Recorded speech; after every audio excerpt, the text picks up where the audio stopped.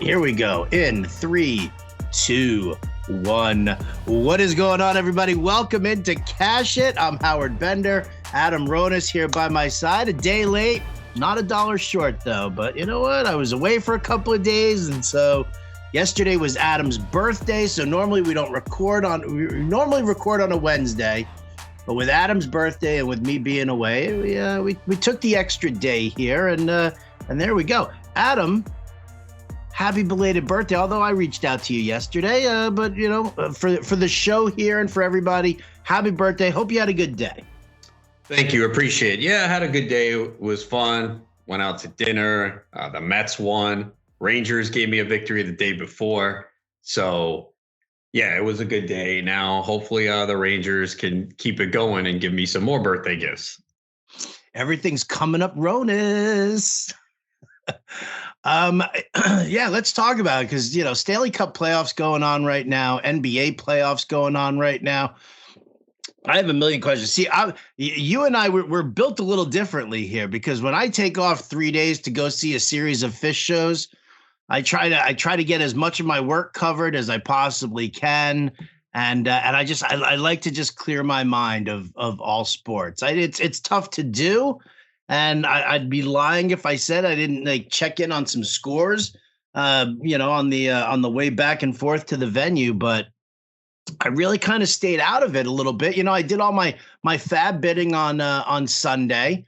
A little dust up in the FSGA league about that, which we'll get to. But, you know, overall, I have to clear my mind, man, especially if, the best bets on, for MLB, I was kind of, was having a super up and down week. And I mean, I have to let it go at some point. And just, I think it makes me better in my analysis moving forward. But you can't unplug it all, can you?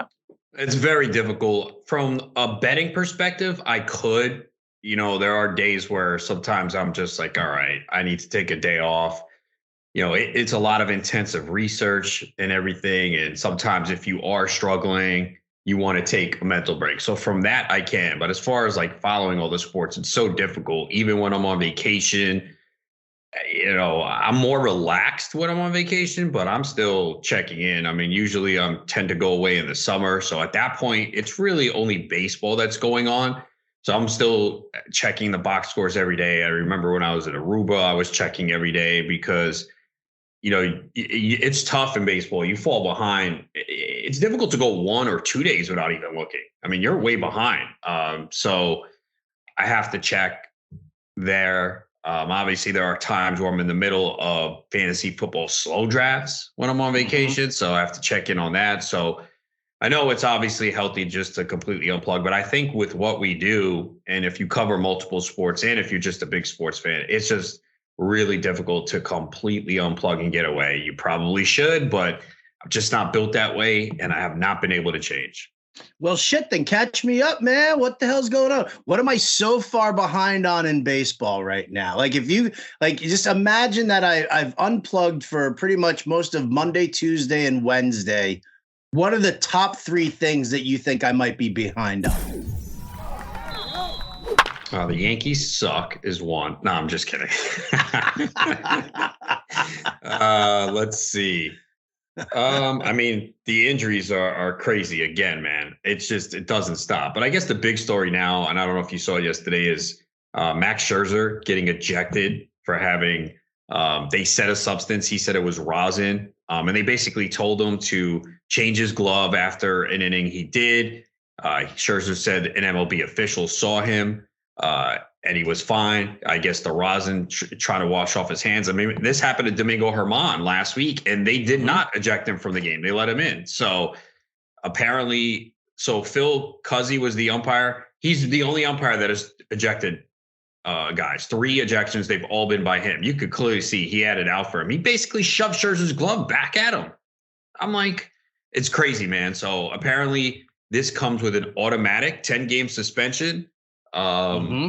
Scherzer could appeal, but apparently there's a source said that it's going to happen, that he will get suspended. And Scherzer after the game, look, you know what players are going to say, but Scherzer's right. If you listen to what he said, he's like, I'd have to be the dumbest guy in the world to go out there with substance on my hand after they checked me. And he's right. they already checked you. They told you to switch the glove. You really think he's going to have some illegal substance on him? Like, doesn't make sense. I mean, we know Scherzer's a pretty smart guy. So that was the big story yesterday. The Mets were able to overcome it. Madison Bumgarner was DFA'd. I mean, we knew it was a long time coming. Didn't that happen this morning, though? Come on. I'm not that far behind. Okay. All right. Well, I don't know. Fernando, I'm curious as to, like, for me to ask this question, it's more about, like, what do you think it is that I've missed the most, from these 3 days? The Scherzer news, I read about it after the fact. And I love the I love the quote. The quote was it was Dan Bellino, who was actually the home plate umpire. Phil Cuzzy was the crew chief here, but he said his hand was, quote unquote, the stickiest of any pitcher he's inspected since the new rules came into play 2 years ago. So, I mean, listen, and I think that this is a situation that they're going to have to get more consistent with. I mean, to bounce Scherzer and a mandatory 10-game suspension, like, why wasn't it the same for Domingo Germán? Why are you making the example out of Scherzer unless it was really bad? Yeah, I mean, I don't know. Who knows at this point? But, I mean, Scherzer's explanation certainly made sense, and we just haven't seen anything like this before. So I guess we're probably looking at this suspension now. I would say one of the big stories from a fantasy perspective, I'm pretty sure I spoke with you about it maybe last week or 2 weeks ago, because I keep putting his name in the waiver wire articles, and I put him in again on Tuesday morning because I thought the ownership percentage was too low. That is Jose Alvarado.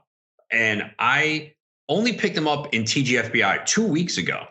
And I remember that night, and I was like, man, because he had no saves at that point, and he was not being used. He was being used like the seventh inning, but he was the most dominant arm out of that Philadelphia bullpen. Kimbrel was struggling. Dominguez was struggling. Soto was struggling. So I said, all right, I'm going to get Alvarado tonight. And I didn't think I had to go that aggressive because, again, he didn't have the job. And I wish I went more aggressive because we're starting to see a turn. So I wrote it I wrote it Monday night. It's published Tuesday morning, afternoon. Tuesday, Alvarado got his first save opportunity, struck out 2 in a scoreless innings. He got another save opportunity yesterday and locked it down. And he has just been dominant basically since the end of last year. He has not allowed an earned run in the regular season since August 23rd. He has not issued a walk this season, and he has 18 strikeouts in 7 1/3 innings. So I think he's the guy now, and it's probably, I think in competitive leagues, it's too late. But when I published it on Tuesday, his 36% ownership on Yahoo.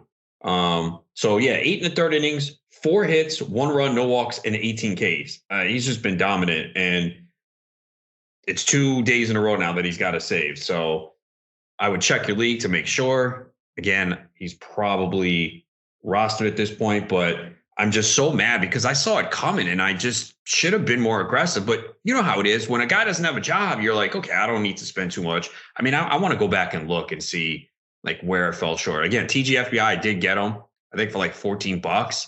I know Tout, I was looking at him, the main event. It's just, now I look back in my home league, I think I fell short by $1. So it's just frustrating because like it was right there. And sometimes I guess the lesson is if you feel a certain way and you see something, go the extra few bucks. And it could have been wrong. They could have just said, you know what, we want Alvarado in the 7th and 8th. We need to get to the 9th, and then we'll worry about the 9th. And at this point, it seems like Alvarado, I think he's the guy now. Then again, the 8th inning could come, and there could be 2 lefties up. They'll probably bring Alvarado in because the Mets are doing that now with Robertson. It's a little frustrating if you have Robertson. Did it again yesterday. I understand it was the top of the order. Freddie Freeman was there. Okay, fine. You want him to get through that inning. He did give up a run, and then Ottavino got the save. So I do have Ottavino in a couple leagues. Unfortunately, I have Ottavino and Robertson in the same league. That's tough because I'm going to start Robertson most weeks. It's a weekly league. So I feel like I'm kind of wasting a roster spot in a way, but I guess as long as I don't have too many guys on the IL, I'll hold both for now. But Alvarado, it was kind of not easy, but you could see that he was the most dominant arm in that pen. The other problem, though, is if those guys continue to suck, Dominguez, Kimbrel, Soto, are they going to even get to Alvarado and get some save opportunities? Those guys did get the ball to Alvarado over the last couple of days, but I think that was one of the bigger fantasy stories over the last 3 days. Yeah, and I agree. Actually, I really do. I mean, yeah, there was a streak where Alvarado had like struck out 13 or 15 consecutive batters. I mean, it dated back to last season, but where he went. But I mean, you just look at his game log, and it's just, surprisingly did not strike out a single batter yesterday. Yeah, that's rare. Yeah, absolutely. But I mean, you're talking about 18 strikeouts right now in 8 1/3 innings. Yeah, that's ridiculous. No walks. This used to be a guy that walked a ton of guys. That was really the big issue with him in the past. But I think was it Bowden? I think it was Bowden who I was talking to, and I forgot who mentioned to Alvarado, but basically they told him, hey, just throw the ball down the middle of the plate. Like, your stuff's that good. He's like, okay. And I guess he's done it, and it's worked. I would say the other big story, too, is maybe a continuing trend of what's happened this season. We're seeing a lot of starting pitchers get absolutely shelled. So on Monday, Kevin Gausman just blitzed in the first inning, allowed 7 runs, 6 earned. Fortunately, though, usually that happens and the guys take it out of the game. They actually left Gausman in, so the damage wasn't as bad as it could have been. He went 4 2/3, 7 hits, 8 runs, 7 earned, 2 walks, 5 Ks. Still not a good line, but okay, fine. Nick Lodolo got absolutely hammered. That was on Tuesday, and they left him in way too long. For a young pitcher, maybe part of it was, our bullpen has been beat up because Hunter Green had been removed the day before for 3 innings. But Lodolo clearly didn't have it against Tampa Bay, and that's another story. They continue to mash and hit home runs every day. Lodolo went 4 2/3, 12 hits, 8 runs, 1 walk, 4 Ks, and 3 home runs. He had been dominant up until that point, just absolutely crushed in that game. But we've seen a lot of starters just get absolutely destroyed, man. And it just seems like there's 2 or 3 every single day, making it Jordan Montgomery, another guy too, that got destroyed that day. And I'll say this, to me, I haven't really heard people talking about it, but to me, one of the biggest fantasy steals right now, if this trend continues, he's probably going to be one of the biggest values in fantasy this year, Yandy Diaz. Because the issue with Yandy Diaz over the last few years is he cannot hit the ball in the air. We see this guy, he's ripped, he's jacked, he's a good contact hitter, good average, but there's no power.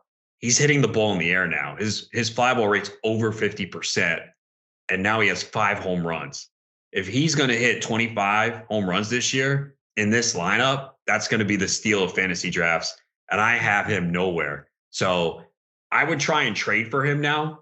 I mean, it might be difficult because he's hot, but maybe someone is like, you know what, this is not going to last. And I think Jim Bowden also mentioned it too. That do you remember if he talked about on your show that they told Diaz had been hitting the ball in the air or started to concentrate on launch angle more? Yeah, well, that was the interesting thing, because somebody had asked me on Twitter, what I thought between like 2 or 3 players, and I sided with I think it was Francisco Alvarez. I just said that I liked Alvarez's potential and upside. If the Mets can figure out exactly how to use him properly, then I preferred his upside to Yandy Diaz. And somebody else chimed in and was like, how do you say this about Yandy Diaz? And that's the thing. You look at Yandy Diaz's numbers over the last couple of seasons. I mean, what's he going to do for you over, even over 150 games, which I think he's played, twice now in the last 4 seasons. And that includes the shortened season. So he to me, it's always been, I mean, what's he going to hit you? 12 home runs on the season, 13 home runs on the season. He's going to steal you 2 bags. Like, he's great in an OBP league. if you just, if you're just looking for somebody who's got great on base numbers, but he doesn't really stuff the stat sheet at all. And so, that was the debate back and forth. And then I talked to Jim about it, and we talked about the fact that this, that Yandy Diaz is really focused on, increasing his launch angle and trying to, loft the ball a little bit more and use some of that, developing power. I mean, my problem with Yandy Diaz, I mean, really, are we really looking at like suddenly like a breakout in his age 31 season? This isn't like, this is not like a spring chicken that we're looking at. And while, yeah, you've looked at his, the seasons where he has played a full year, he's still one of those guys that I always feel just kind of gets mixed and match, a lot. Like he'll go cold for a little while, and then he'll sit on the bench for a while, and he'll heat back up because he's, just got a great pitching matchup for himself. And then he kind of falls back to the wayside a little bit.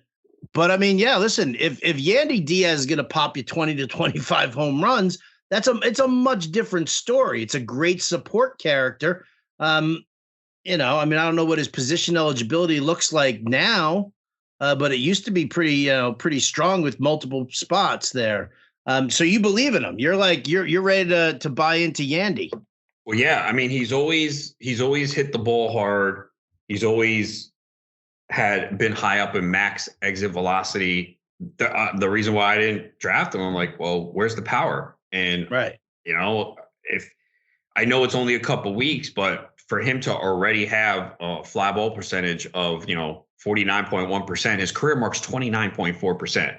So if he did unlock this change and it sticks, and this Tampa Bay offense just continues to produce, he's always had solid averages. He's a career 278 hitter. You mentioned the OBP because he does move up in OBP drafts. So his career OBP is 373. So I think people, unless someone said, oh yeah, I saw this in the spring and, it was easy to see this coming. They kind of got a break because they probably pushed him up in the OBP formats. But, he already has 6 homers in 17 games. His career high is 14. That was in 79 games, 13 home runs in 2021. But yeah, if he's going to hit the ball in the air, because that was the thing why I didn't like him. I'm like, look at these ground ball rates the last few years, 49.8, 51.8, 66, 50 point. I mean, it's a ground ball machine. I don't care how jacked you are and how hard you hit the ball. If you pound it into the ground, it's not going to help us in fantasy. But, right. Again, if these changes stick, you're looking at maybe 20, 25 home runs. If this Rays lineup continues to hit good counting stats, maybe a 280, 290 average with a great OBP. Yeah, I mean, I would take the shot and try and trade for him now. Again, I don't know if if someone in your league maybe has him that's not the sharpest owner, and maybe they're like, yeah, let me sell high on him. I would put in an offer for him now. Okay, listen, that definitely makes sense. And if you've got a strength somewhere that you can afford to give it up and grab in Yandy, and if the price is right, sure, absolutely. Oh, I'm sure you saw this too. Jeffrey Springs, bro. Like they went from, oh yeah, we'll see. They didn't put him on the aisle right away, which was a problem because I couldn't put him on the aisle over the weekend in FSGA. We knew he was going to miss time, so they don't put him on the aisle immediately. Then it's like, yeah, he'll miss about 2 months, and then like 5 minutes later, yeah, he needs Tommy John surgery. It's like, wait, what? And that was, I only have him in one league. I wanted him, but he started to go earlier and earlier. But man, that is just a brutal loss because it was looking like he was going to have a breakout season. And just like that, see ya, season over. Yeah, that was all happening like right before, late last week when they got the results, and there was like, it was a strain, it was this, it was that. And there was definitely a lot going on with that. Yeah, it's a huge blow. I mean, listen, he was one of those guys whose ADP was rising substantially throughout the closer that we got to the start of the season. So yeah, that's definitely a big loss for a lot of people. The funny thing is I didn't really have very many shares of Springs, only because every time I did a draft, somebody was so jacked up on him that, I mean, listen, again, not like a slave to ADP, but, for crying out loud, I mean, if you can take this dude, 6 rounds earlier than he should, I mean, go ahead. I guess I won't get him.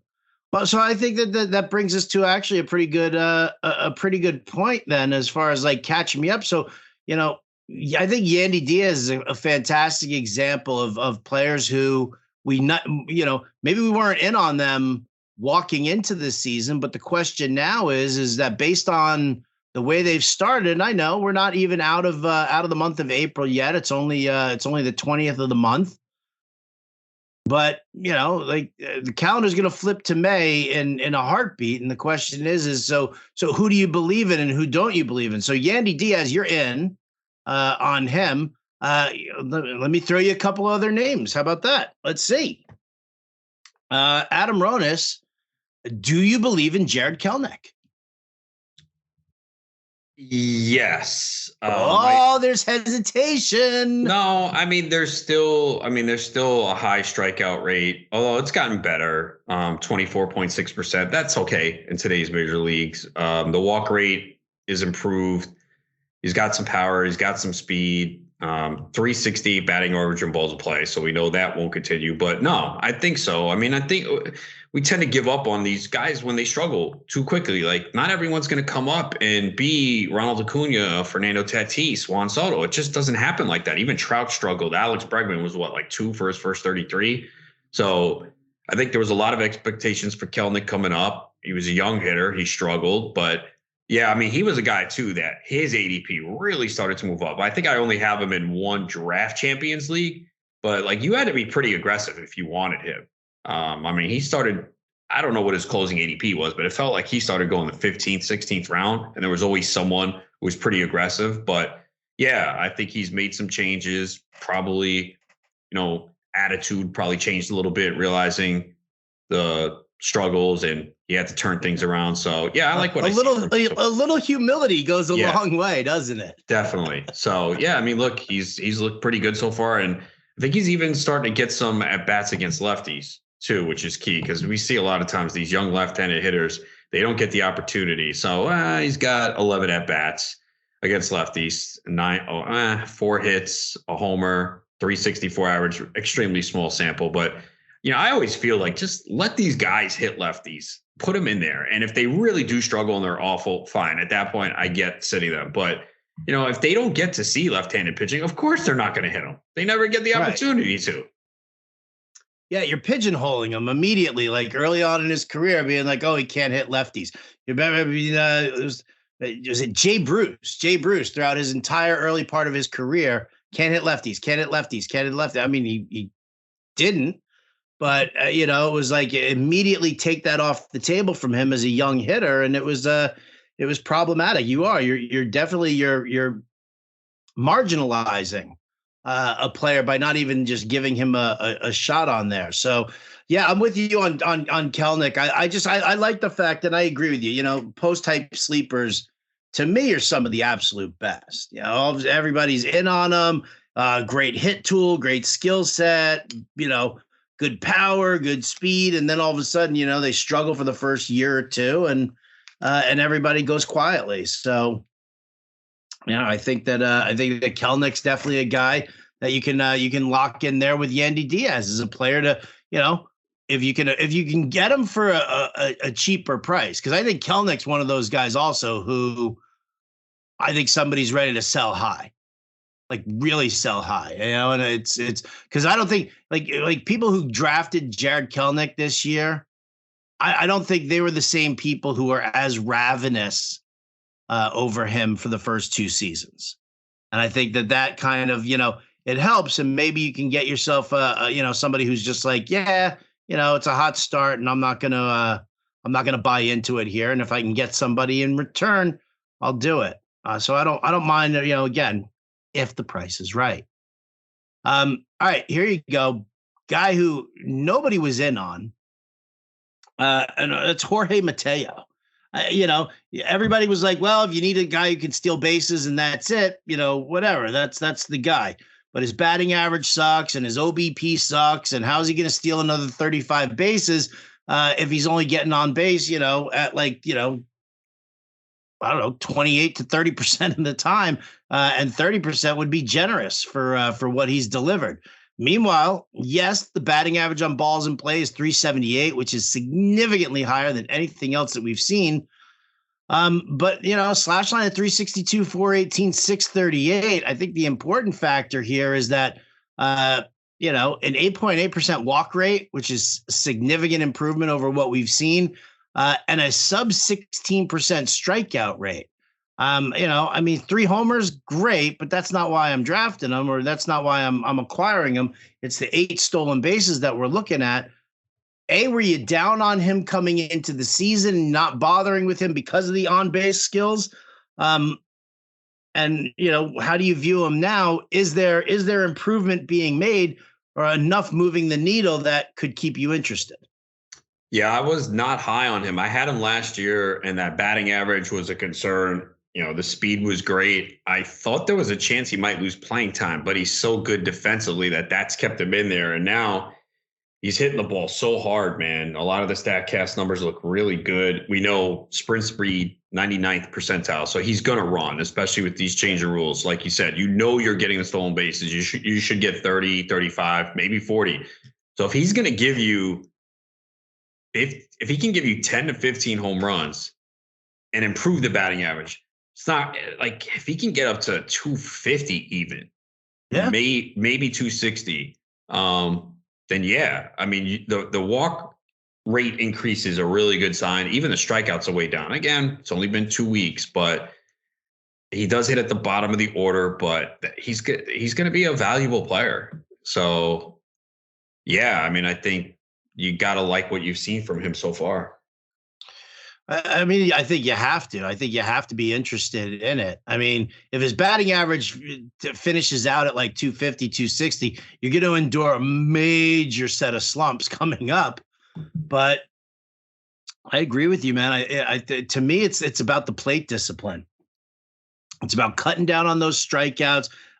His swing rate outside the zone is nowhere near what it used to be. And listen, we're only 16 games into it, fewer than 60 plate appearances. But, for me, he services a need for everybody. Everybody's going to need stolen bases. Everybody's going to need it. With the amount of steals that are happening right now.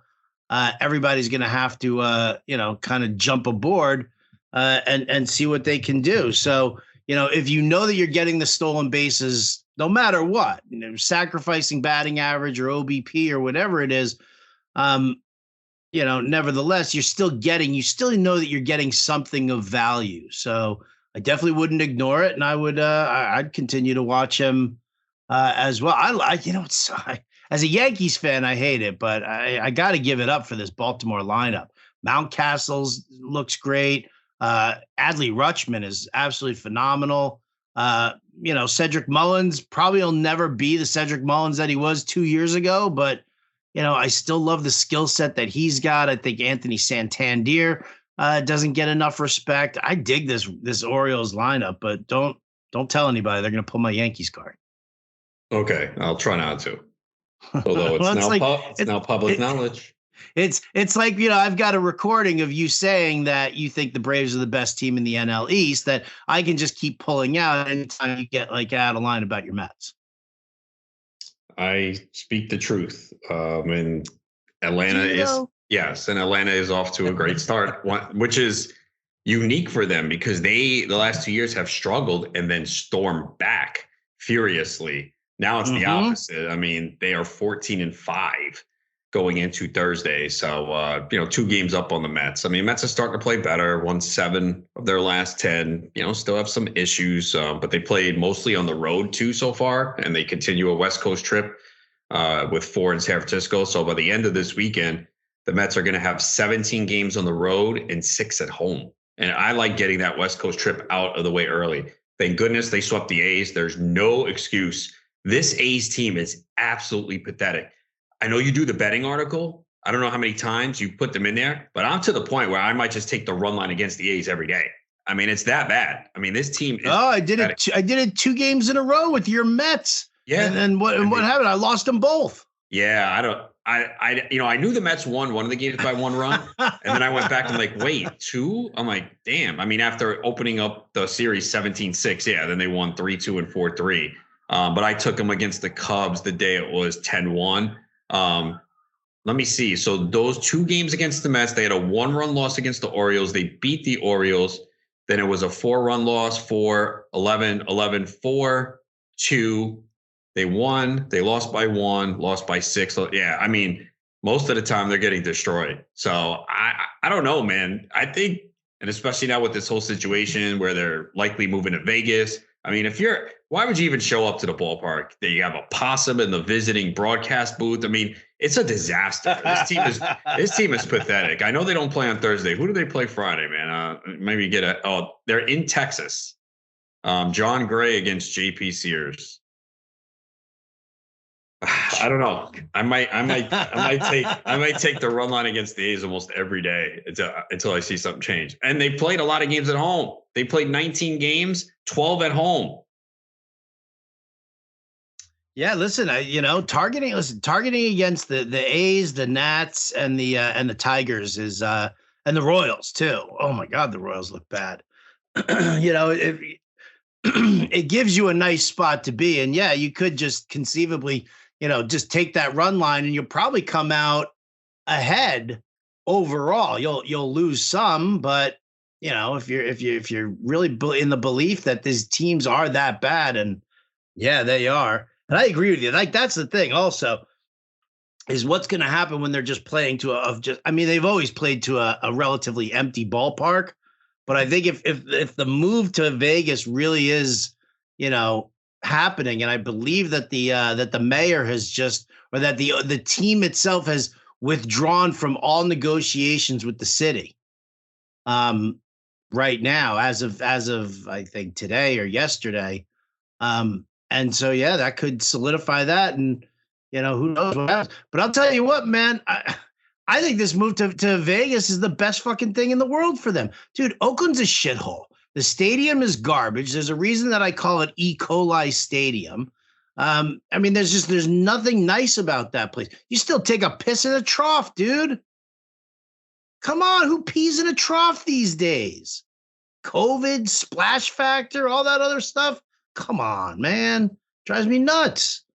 So I actually, man, dude, I love it. Break ground down there in Vegas.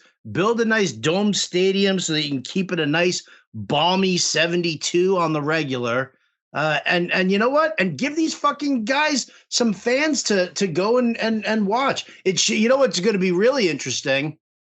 And I think we kind of saw this, with the Raiders in their first time in Vegas, is that I don't necessarily know if there's like really any kind of home field advantage yet, because you have so much tourism going through Vegas, and the idea of being able to go see a game. Like, if you look at the Raiders schedule, people go look at the Raiders schedule and they're like, shit, my team's playing them at home or in Vegas. I'm going to take a trip and I'm going to go to Vegas. Imagine being able to just kind of move in and out of Vegas. Nobody likes during the summertime, but fuck, man, to go to a couple of ball games and everything, I think that'd be a just rock solid. I'm so in for that. I'll become their fan. You already have a team in the Yankees, but if you want to depart the Yankees, I think that would be cool. But that stadium though in Vegas, Allegiant Stadium, we went and toured. That is awesome, man. That was a ridiculous stadium. They did a good job with that. Well, imagine what they're going to do to a baseball stadium now. Yeah, look, it's pathetic what's going on in Oakland. I think it's terrible for baseball. I actually just looked. They are actually not the worst team against the run line. They're 7-12, which I'm like, wait, what? But then again, they won 3 games. They had the 2 1-run losses to the Mets, another one. So I guess, do you want to guess who is the worst team against the run line this season in baseball? The worst team against the run line in baseball. I'm going to go with Kansas City. Close. They are 5-14. Colorado is 4-15. Colorado. Okay. Well, that's fun. It's funny that you should mention that, because if you look at the Best Bets article for today, I have the Phillies on the run line over the Rockies. And I actually have the Mets on the money line tonight. Yeah, I have I mean, they are playing well. San Francisco is leading the majors in strikeout percentage. They've had games where they've gone off and other games where they've just been bad. Senga's on the mound. He's been pretty good so far, although he couldn't get through 5 to get the win against Oakland. But strikeout rate is 30%. And Naya's on the mound too. Mets short favorites on the road. Yeah, a light card here on Thursday. Yeah. Oh, super light card here. There's only 7 games on the on the slate. Listen, I don't. I was just kind of looking at these matchups. Talk to me about Kodai Senga. It was kind of funny. I opine because he didn't have a great game against Oakland. That was that 17-6 game, and you know. I don't know if it was because he was, sitting idle for longer than usual. I opine that maybe Shintaro Fujiyama or Fujinari from Oakland, maybe he was familiar with this ghost forkball and he kind of, gave the hitters a little lesson in what they needed to be looking for. I don't know about that, but I mean, going up against the Giants tonight, a team that's like, they're striking out like 28% of the time right now. That is not a patient team at the plate.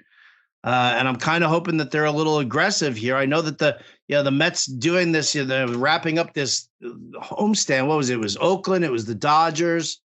The Giants, this West Coast trip before they come back home. So now they get to go back home after that. But I think they steal one here from the Giants tonight. At least that's what I'm banking on. It's what I'm hoping for. Yeah, Senga's been it's just been up and down. He's allowed home runs. He has a high walk rate, but he's striking out guys, getting a ton of ground balls. It's just a very weird stat line early on, but the stuff looks pretty good. And at least the strikeouts have been there. So that was disappointing against Oakland because the first 2 starts were pretty good. And then he gave up 2 home runs in Oakland. He walked 4. So, but overall, he's looked pretty good. But then again, his first 2 starts were against Miami, and then he got Oakland. So he has not really been tested yet. And again, the Giants have been a team that strikes out the most in baseball this season. They had a few games early in the season where they went off and put up a ton of runs, but all of a sudden now they're starting to struggle. They're 6-11 on the season going into Thursday. And there's been games where they just kind of struggled to score runs, against they lost 2 out of 3 to the Marlins in Miami, and they scored 2, 3, and 5 runs. Because one game was postponed, they got swept by the Tigers 7-6 and 7-5. So, their offense has just been weird. They had a couple of explosions early in the year where they scored 16 runs, 12 runs, 7, but it's tailed off lately. Yeah, it definitely has tailed off lately. Should be as crazy as you might think, Adam. I'm definitely rooting for the Mets in this series against the Giants. Okay, that is different, but cool. Appreciate it. I'm anti. I also want to see Brett Beatty continue to go hitless as much as possible. He had a hit in his first game. I know. And then he went 1 for 4 in his first game.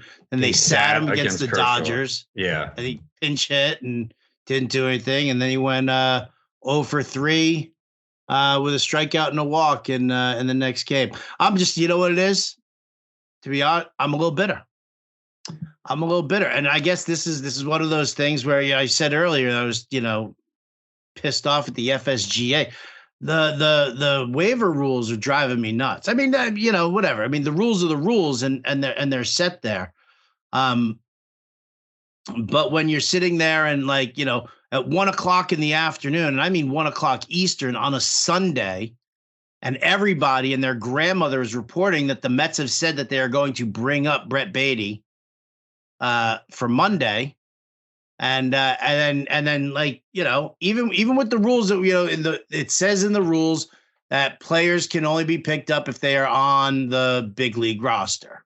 Okay, but if you're being told this on a Sunday afternoon and everybody's reporting it and everybody knows it's going to happen, Really? We still can't bid on him?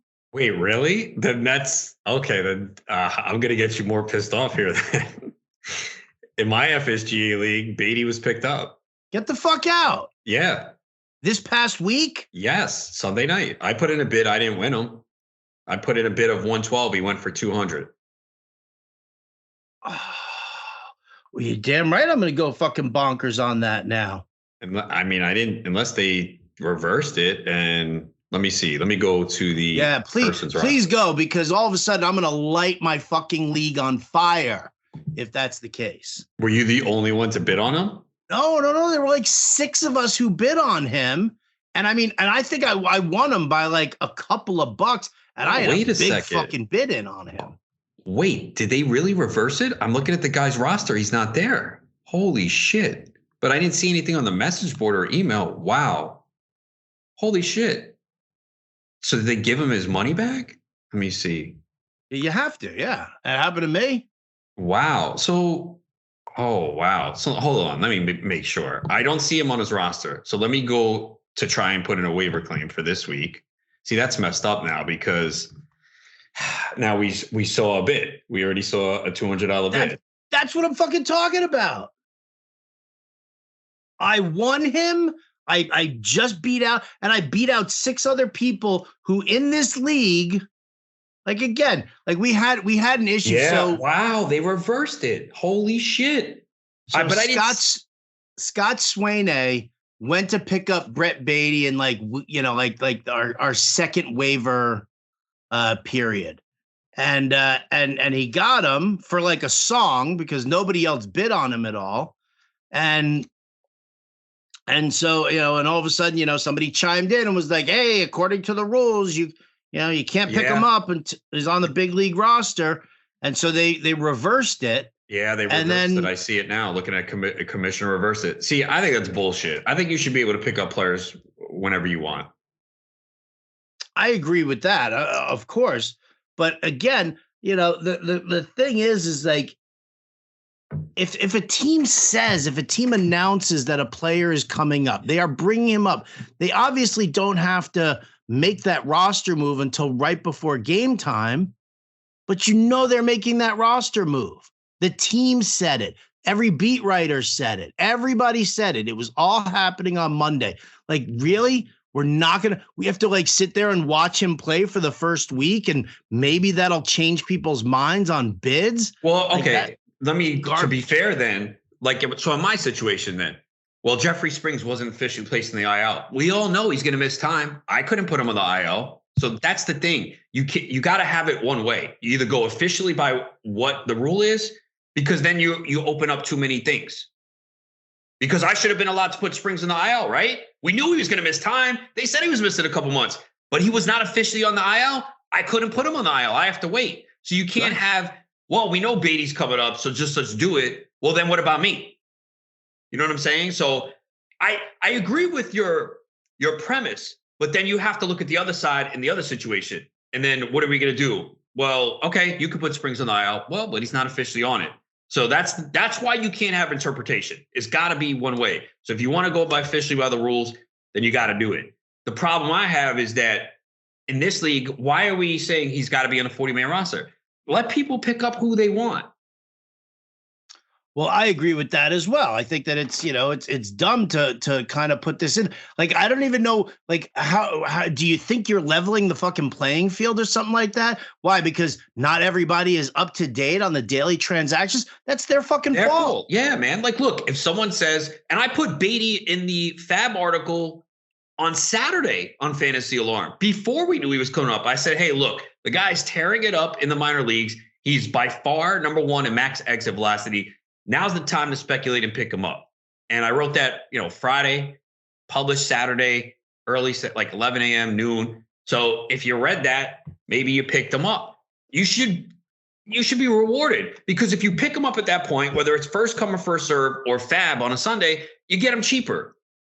Cheaper. Now, I believe, so in the NFBC, their rule is you do have to be on the 40-man roster. So had Beatty been called up Friday and played Saturday, he would have been in the pool. Since he didn't play Sunday, he wasn't officially called up unless he was drafted and dropped. So I did draft him in the NFBC main event, and after week 1 dropped him, someone picked him up the next week.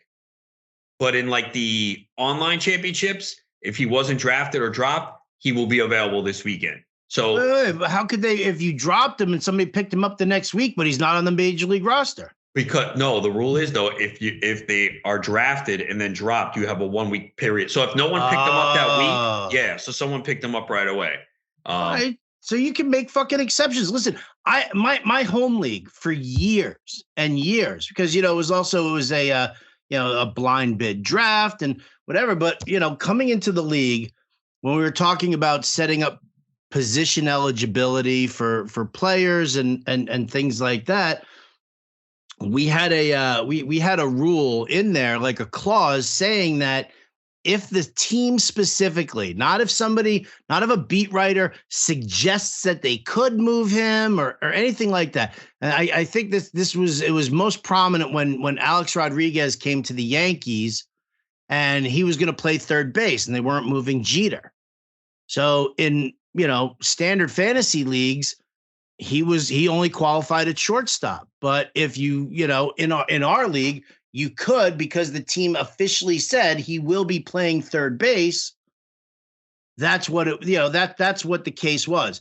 I think if the team makes an announcement that they're going to do something, I think that should be like the equivalent. We know that there's a delay in the timing because the team can just wait and see what happens. Get medical reports on everybody on the team in time before making that ultimate decision of what they want to do with a player and bring them up or, move them, off the 40, whatever the case may be.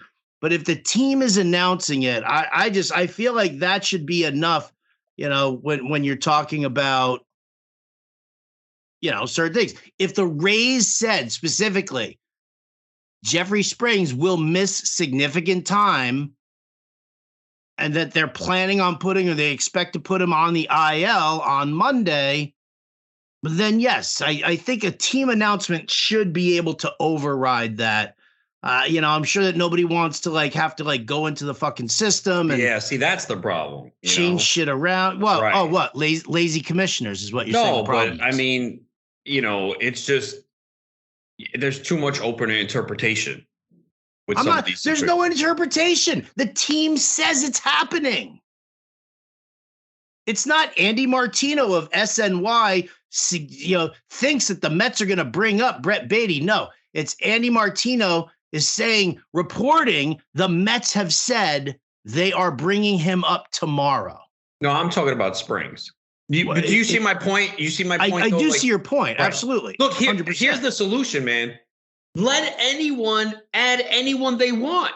Who cares? So they might add a player that might be in the minors for 3 weeks. So now they're carrying a guy on the roster because let them do it. I don't see why we have to wait for. Just let anyone add anyone. That's how my home league is. I mean, even Tout, you can pick up players that are in the minor leagues. Now they have to go into your lineup for that week. So you're getting a 0 for the week. You want to take that shot? Sure, go ahead, do it. But I don't see why we're not letting people add guys whoever they want. Just let it be. Why do they have to be on the 40-man roster? Shouldn't someone get rewarded for having the foresight to pick up Beatty for $1 like a week ago? Yeah, I think so. Again, FSGA rules. I didn't make them, but I mean, so crazy. I had no idea until you brought it up, and I was like, "Wait, I didn't see anything." Someone picked up Beatty, and then I just looked, and I saw the commissioner reversed it. I didn't see any messages on the message board or nothing. So we had a whole email chain. Fucking Howard Kamen and Steve Gardner were like hall monitors on that one. As soon as the report came in the fall, that morning, because I guess it took a while for everything to process on RT Sports, and there was a fucking email out, and I was like, you got to be shitting me, man. You got to be shitting me. The team says they're bringing them up, and nope, we're not going to do it. We're not going to allow it. I'm like, all right, fine. I'll abide by it, but I think it's bullshit. I think it's crap. Yeah. And for an industry league too, that's I guess that's probably why I'm so annoyed, that it's a stupid fucking rule, for an industry league. This is supposed to be FSGA Experts League, the Champions League, supposed to be the cream of the fucking crop. And why are you policing them with bullshit rules that don't really make any sense? I agree. I think it doesn't make any sense. I think you should be allowed to add anyone whenever you want. People should get rewarded. And look, you might add someone that, like Brandon Pfaadt, right, from Arizona. Everyone, Bumgarner's DFA. It's going to be him. Nope, it's not him. He's not coming up. So, but now you would think, all right, at some point he could be up. You should be able to add him now if you want. Stash him for 2-3 weeks. Like, why do we have to wait? And so then everyone gets a crack? Like, you should be rewarded for having the foresight to pick someone up cheap. And, some rosters, it's not going to work. You're at the bottom of the standings. You can't wait. But you should be able to. I don't see the reasoning. Could you imagine like this happening in fantasy football? Oh, you can't pick up this guy's on the practice squad. Well, I mean, that doesn't bother me as much as this bothers me. I mean, it's just, guys coming in and off the practice squad, whether or not they're going to actually you can pick up any fantasy. Football, but in football, you can pick up anyone whenever you want, as long as they're in a player pool, right? I know it's different. There's no minor leagues and everything, but I just don't understand, like, why you can't. So that like Brandon Pfaadt, I think, is a good example. I'm assuming he was maybe drafted and dropped or not drafted. So you got to wait now until he gets called up. That's bullshit, man. I agree.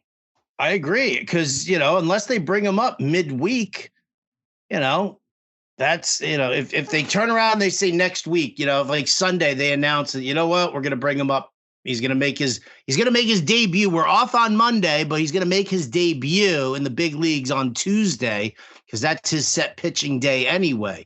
Right. Could you imagine that? Is that so now all of a sudden, now he's coming up, he's starting on Tuesday, but you can't pick him up because they're not going to make that roster move until Tuesday morning. Yeah. That's garbage. I hate the rule. I didn't even know it existed. This is my first year in the league. I did read the rules, but that one might have bypassed me. And like I said, I put in a bid. I just didn't get him. And then when you mentioned it, I was like, wait, he was added to my league. Let me double check. Oh, yep. Commissioner reversed it. So good to know. So now I know. All right. Don't bid on Brandon Pfaadt this week. Cool. Yeah. Isn't that great? It's great. And you would have won him, you said? Yes. So now you got to wait till this week. And hey, you probably hope he has a shitty week so the bid goes down. That's what I'm saying. Right? I just said to you, I hope he doesn't get a single hit for the rest of the week here. And then what are you going to still bid the same? No, I still have to go up by like $1 or $2. Yeah. Everybody's like, oh fuck, Bender's going to put that money on him now. Oh, son of a bitch. Brutal rule. I recommend not having that in your home leagues. Let people pick up who they want when they want. Seriously, just let them do whatever they want. Run their teams. Like that's that. When you make it all that constrictive, I get it. You need rules. We don't need anarchy. But for the same token, be a little flexible. Let people do what they want to do. Like, and I don't mind the rule that Tout Wars has. If you pick up a guy, he's got to be in your starting lineup for that week. Okay? I'll do that. If I have to take those zeros from him because he doesn't get called up yet, I will do that. I'll put him on my bench afterwards. But I'll take that week off of, getting stats if it means that I can, if that's my fucking trade-off to getting a player ahead of time at a much bigger bargain rate. I mean, it's going to be ridiculous. Beatty's going to go for like 350, 360, 370 in the league this week. I guarantee you, especially if he's just, if he starts catching fire a little bit and starts getting a little hot, so what's going to happen? We're going to end up seeing it. Yeah, that's alas. I digress. I piss and I moan. What are you going to do? How's the NBA treating you? Yeah, it's been an interesting start here to the postseason. Obviously, the Warriors are the big story right now, and they have a pivotal game Thursday night. The day we're recording, they're down 2-0. They were pretty substantial favorites in this series, even though the Kings have home court advantage. You know, a lot of people thought, oh, the Kings don't play much defense, but they played pretty well in the first two games. And they actually have one of the best road records in the NBA. They actually have the best road record in the Western Conference, 25-16. But we all know the Warriors at home, 33-8. So I hate the scheduling that the NBA did on Thursday night. They have the Warriors, Kings at 10 p.m. and the Suns, Clippers at 10:30. Absolutely atrocious. Those are two of the better games that we're going to see, and that's how you have it spaced out. So I understand both are on the West Coast, and you know, Philly, Brooklyn, who cares at 7:30. Brooklyn, just terrible matchup for them against Philly. But you know, Golden State and Draymond Green suspended for this game for stomping the chest of Sabonis. So that's a loss for Golden State. I would think they win this game. I mean, we have not seen Golden State down 2-0 in a series since 2007. But I would expect them to get back in this series. But I don't think they're going far this year. I mean, this road situation has been a problem all year. I think a lot of people felt that they can just flip the light switch on and turn it on in the playoffs. It doesn't look like that's going to happen. And I think maybe people didn't give Sacramento enough credit. They were great all year. I know they didn't have a lot of injuries, but man, they were not intimidated at all. Like, they stood up to Golden State in the first two games at home and looked pretty good. De'Aaron Fox was outstanding. Malik Monk's been good. So I think we have some really interesting series here in the first round. The Suns Clippers as well. You know, no Paul George for the Clippers, and they won game one, could have won game two. Phoenix came out, shot really hot. But the concern I had about Phoenix after that trade when they acquired Kevin Durant, they have nothing on the bench. You know, they just have no depth. And we do see starters play 40-plus minutes in the playoffs. But if they're going to get a long series here in round one against the Clippers, and if they do win that, then you got to go to most likely Denver and the altitude of round two. It's going to be tough here for Phoenix. So they have Cameron Payne's been out. They really need him back because they are extremely thin. It's basically their starting lineup. I think, you know, Milwaukee, obviously a big win on Wednesday without Giannis Antetokounmpo, who's out with a back issue. But I think even without him, they get by Miami. You know, Miami did play well and took game one. And now Giannis, they play Saturday in Miami, so maybe he could be back for that game and get essentially a week's rest. Maybe they're like, you know what, it's 1-1. We'll sit him out and maybe bring him back Monday. But I still think Milwaukee wins that series. Cleveland had a big win in game two against the Knicks, just destroyed them. You know, I think everyone pretty much thought that was a series going 6 or 7 games. Boston will take care of Atlanta easily. Yeah. So, yeah, I mean, really the intriguing matchups are in the West. Sacramento, Golden State, Clippers, Phoenix, and Milwaukee. I mean, Memphis and the Lakers. You know, I was just going to ask you. I saw the Lakers lose last night. Very disappointing. The Lakers had an opportunity, put their foot on the throat of Memphis. Ja Morant was out, and for them to come out and not win that game and play as poorly as they did, that's real disappointing, especially if you're backing the Lakers or if you have a Lakers ticket. Because look, the Lakers have the ability to get to the NBA Finals. They also have the ability to not make it past the first round and lose to Memphis. But with Ja Morant out, you got to take advantage. I mean, Anthony Davis has 13 points. Like, are you kidding me? 4 of 14. Really, Anthony Davis? Come on.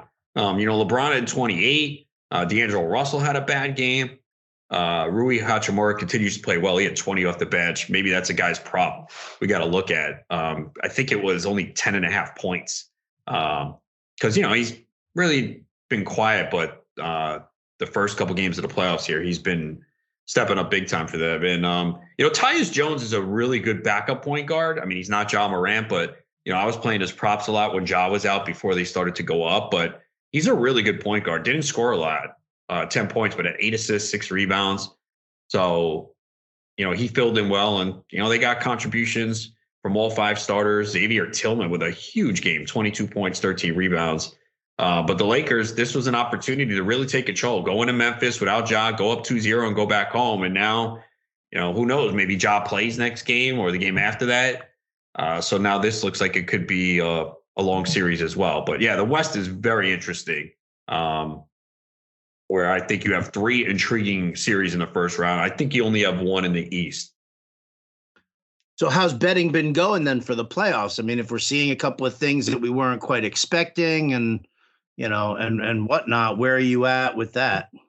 Well, you're continuing to see the Kings get no respect. So game 1, they were 1.5 point favorites over Golden State. They win.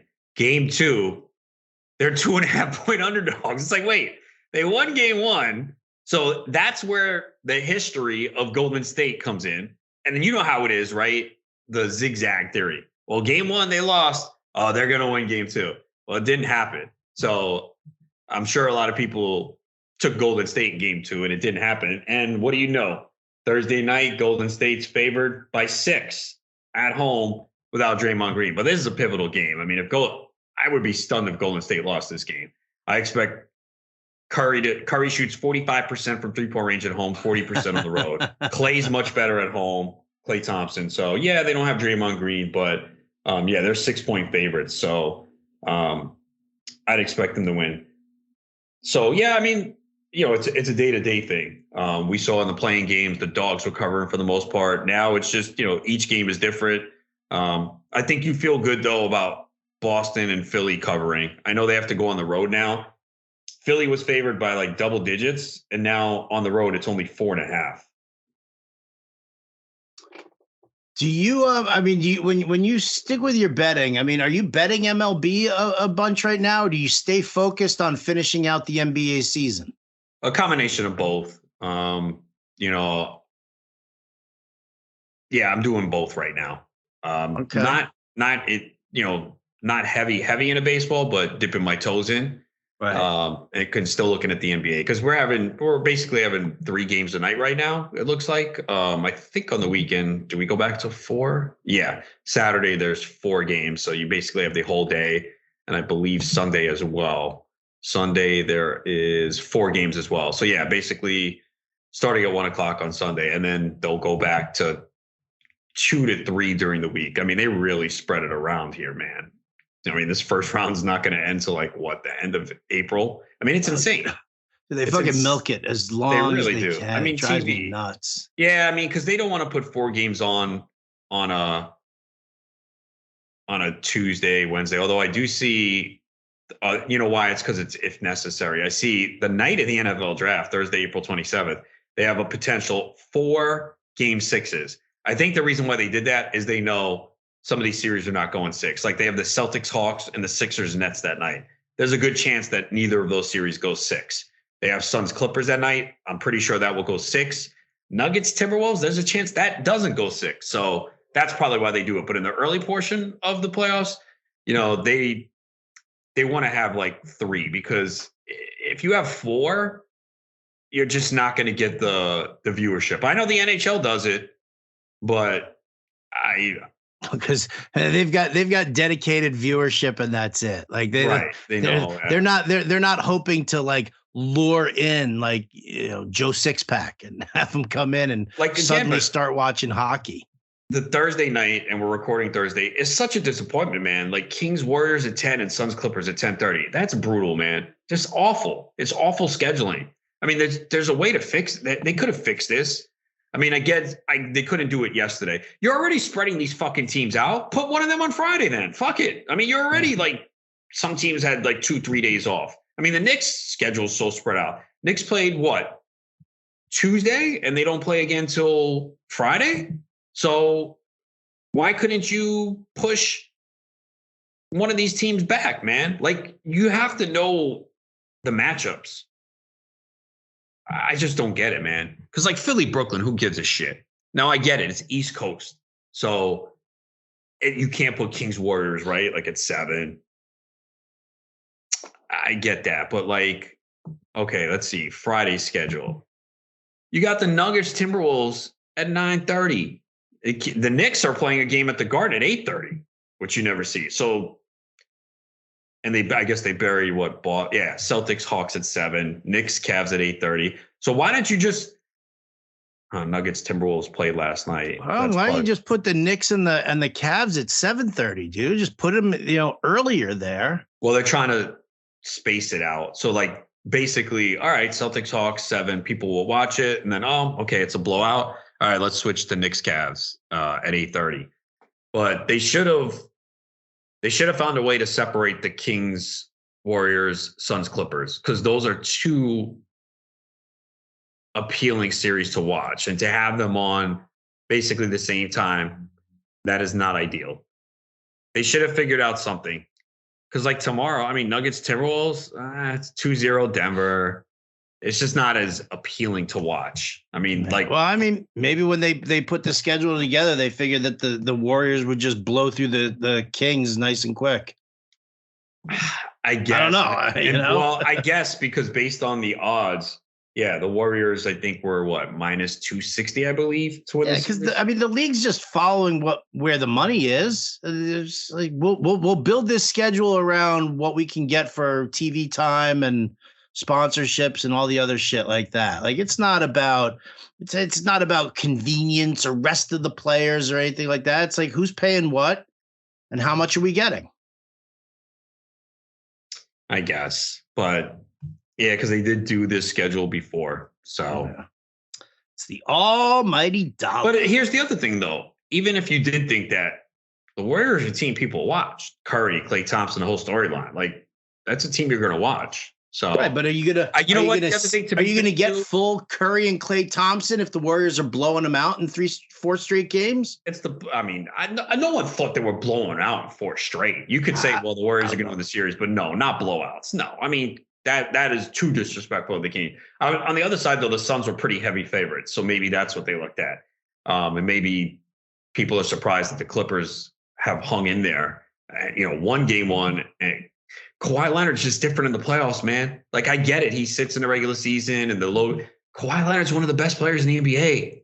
And when he's healthy, this guy is just ridiculous. And Westbrook's played really well. Even in game one, he shot 3 of 19. He was the biggest factor down the stretch, getting offensive rebounds, playing defense. Yeah, he shot poorly, but he was phenomenal in that game. Like, you would be like, wait, 3 for 19? No, he had a huge impact. He had 11 rebounds, 8 assists, I think 6 offensive boards. Did score 28 in game 2 and shot the ball better, but Paul George will not play in this series.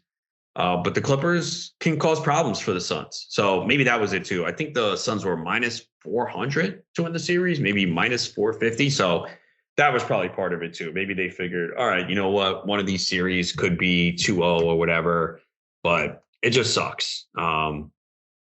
To have those games kind of opposite each other tonight. Understand that. That's why you got 2 TVs, Adam, so you can watch them both at the same time. I don't know. Yeah, well, one on TV, one on the laptop.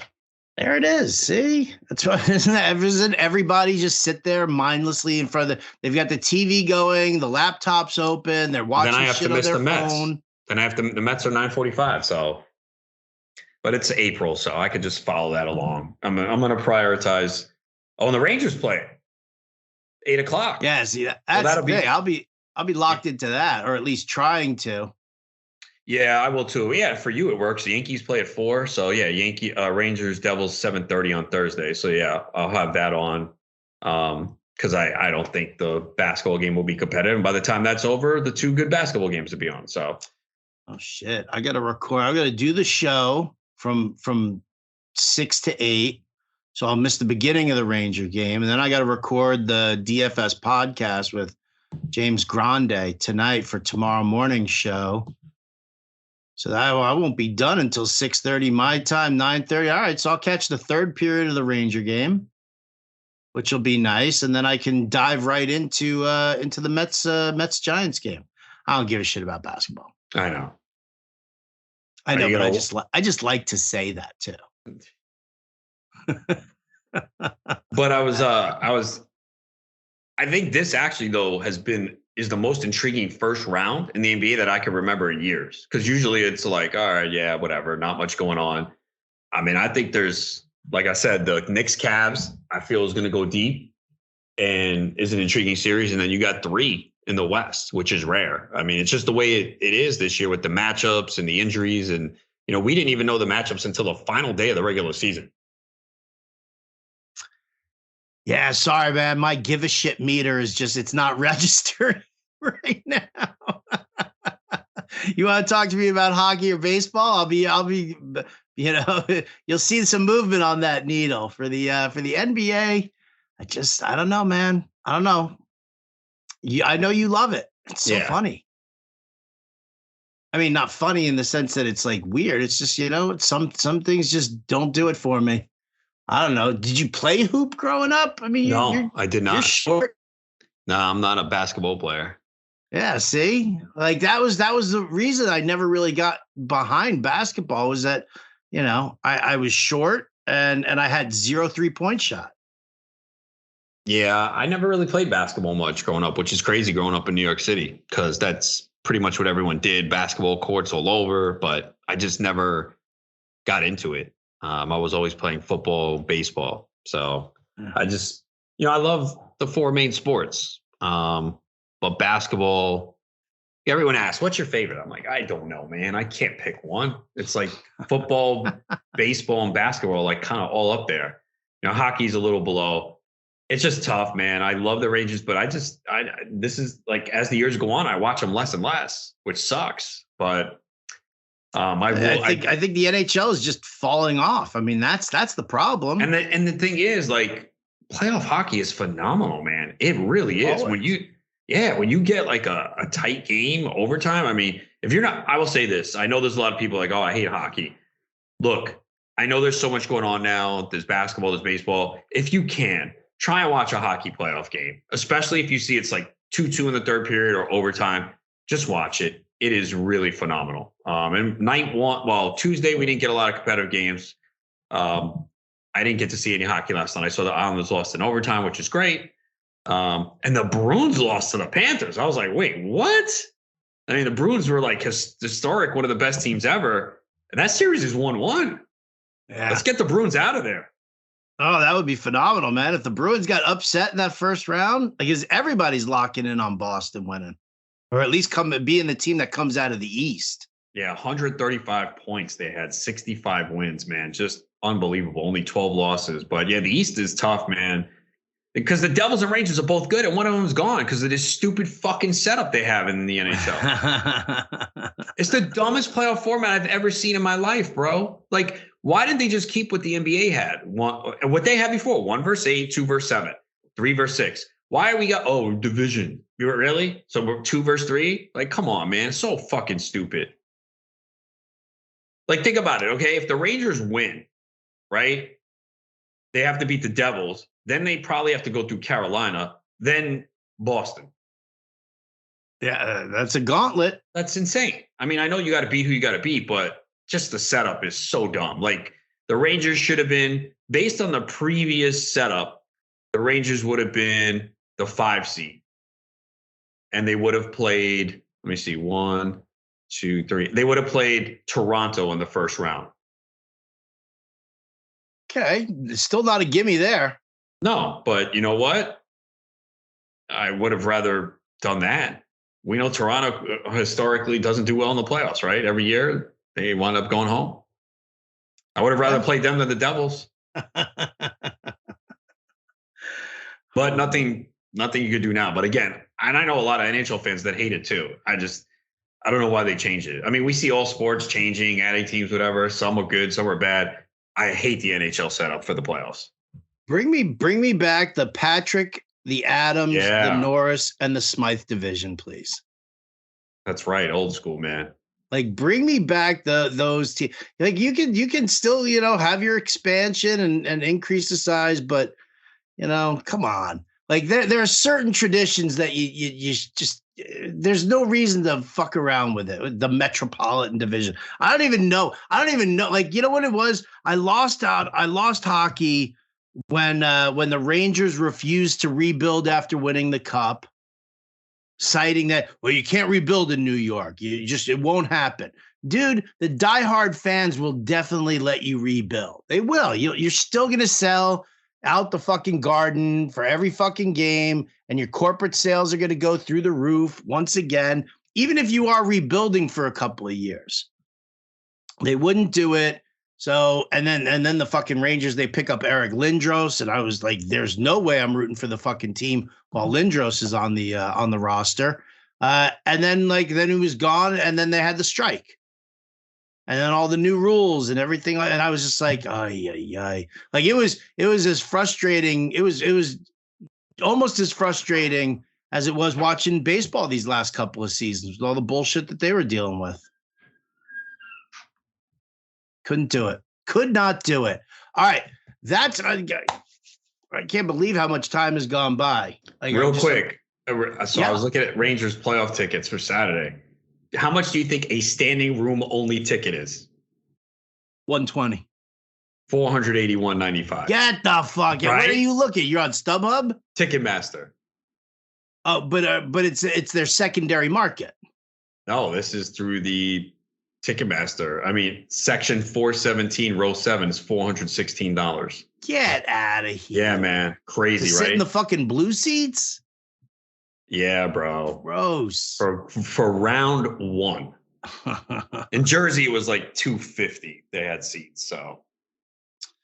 Well, thank you all teams for making it so easy for us to attend games on the regular. Yeah, right? Garbage.